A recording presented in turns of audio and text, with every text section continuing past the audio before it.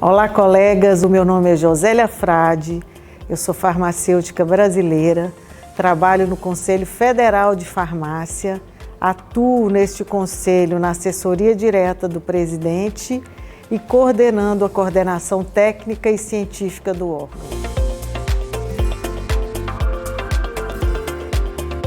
Para o farmacêutico se tornar um imunizador no país, foi necessário toda uma articulação política que permitisse a esse profissional segurança jurídica. Então, houve sanções de leis pelo nosso Congresso Nacional, regulamentação sanitária para definir regras de funcionamento para essas farmácias e a regulamentação sobre os direitos e deveres do profissional farmacêutico pelo Conselho Federal de Farmácia. Na legislação sanitária existe uma limitação ainda para as vacinas que não constam no calendário vacinal oficial do governo. É necessário receita médica, ainda aparece a palavra prescrição médica na norma.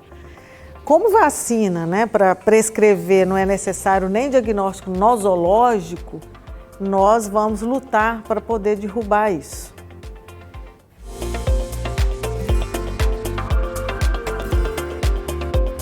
Em relação ao serviço de vacinação no Brasil, o farmacêutico está autorizado a administrar qualquer vacina e só pode prescrever aquelas que constam no calendário vacinal do governo. Nesse calendário, além de listar as vacinas, também a frequência de administração, idade, estão todas definidas nesse calendário oficial. As demais vacinas somente com receita médica. Quando eu me refiro que o farmacêutico pode prescrever todas as vacinas no calendário, porque o nosso calendário, ele além de descrever qual o nome da vacina, ele também define por faixa etária, frequência de administração. Então é como se fosse um protocolo que ele tem que seguir. Existe também no Brasil calendários de outras entidades, como da Sociedade Brasileira de Imunização, Sociedade de Pediatria, sociedade ligada à ginecologia. Então, cada entidade científica dessa faz os seus calendários e os médicos prescrevem baseado nestes outros calendários. Então, as receitas que os farmacêuticos recebem geralmente são de vacinas que constam nesses outros calendários nacionais. E a gente sonha, em ter uma única diretriz nacional com todas essas entidades participando dessas vacinas que estão fora das vacinas do calendário oficial do governo, para que o profissional não tenha que ficar, olha num documento, olha em outro. Então, a gente está sonhando com esse processo e que seja um documento que permita a prescrição de todas as vacinas no país. Atualmente, as vacinas que têm sido mais administradas em farmácias privadas são mais de 60% vacina contra influenza, meningocócica B e herpes zoster. As outras também, como pneumo, a da dengue, também são administradas.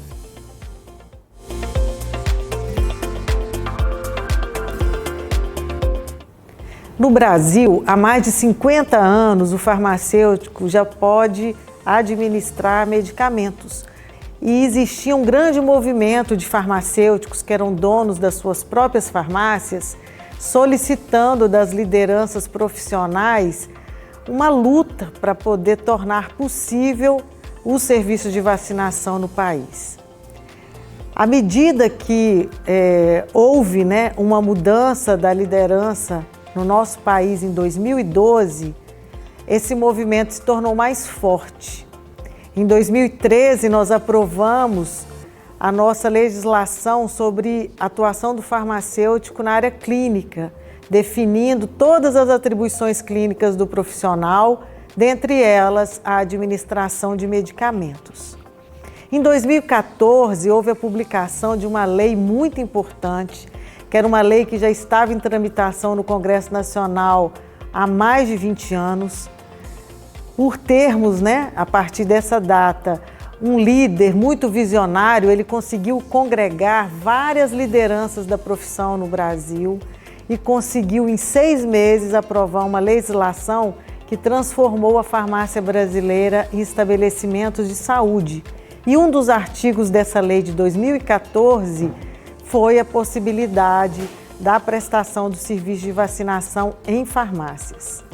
Aí, em 2017, por causa dessa lei, a nossa agência sanitária a Anvisa teve que regulamentar os serviços de vacinação em locais privados, como farmácias. No Brasil, também laboratórios de análises clínicas também podem administrar farmácias. E com isso, houve um aumento, né, de salas de vacinação no país.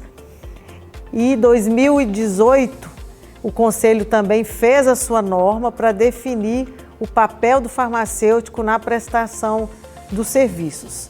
Então, somente depois que a gente teve a oportunidade de ter lei do parlamento, regulamentação sanitária que abordava a questão das condições no estabelecimento e as regras do Conselho em relação à atuação profissional, que o farmacêutico passou a ter mais segurança jurídica para exercer esse serviço no país. E no último ano a gente ainda comemorou que foi publicada uma nova lei que reconhece a autoridade técnica do farmacêutico como responsável técnico dos serviços de vacinação privada. Essa aí foi outra vitória, porque até no ano 2000, RT de serviço de vacinação no país só poderiam ser médicos.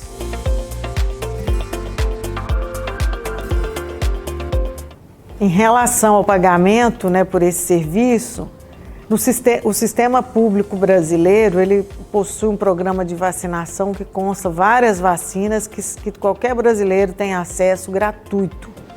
As vacinas que são aplicadas tanto nos laboratórios de análises clínicas, clínicas privadas e nas farmácias privadas, é por desembolso direto do próprio paciente. E não tem uma tabela fixa de valor para essas aplicações. E algumas também cobram um valor adicional pela aplicação.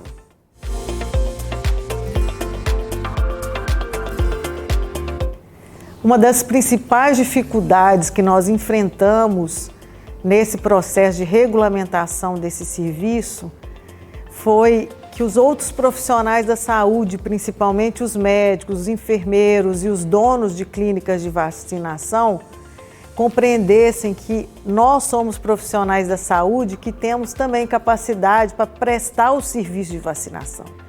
Que nós entendemos que prestar o serviço de vacinação vai muito além de administrar uma vacina no indivíduo.